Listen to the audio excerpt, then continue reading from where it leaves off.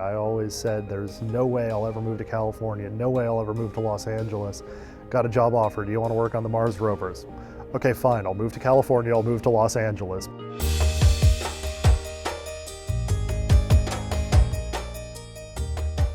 I was an undergraduate, and I was actually working at Marshall Space Flight Center when Pathfinder landed. Working that summer as an intern, I actually was aware of the Pathfinder landing, and I was like so surprised. I had no idea that anybody did anything like that.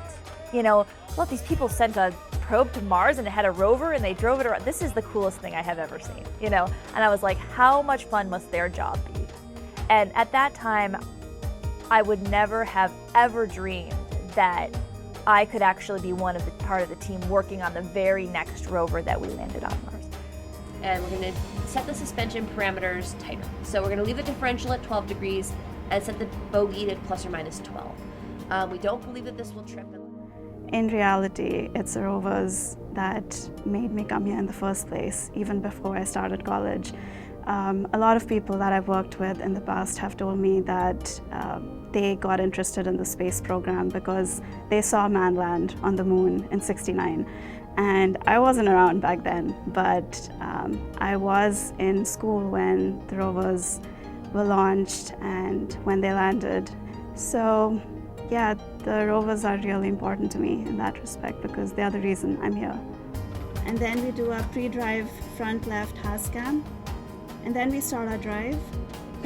When they were landing, I had actually about 3 semesters left in my undergraduate career. Didn't think I'd ever be working on them because, well, they were supposed to die before I finished up my junior year.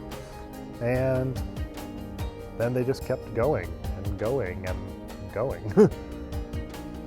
You know, being a new student out of college, coming to work on this mission, I was very optimistic. You know, I always believed that it was going to work. Against all odds, we were going to make it work, you know. And of course, at times it hits me, makes me very emotional. You can see me in some of the landing footage. I think I'm hyperventilating on screen when we first saw the images come down from Mars. It was so monumental to see the vastness of what we were doing.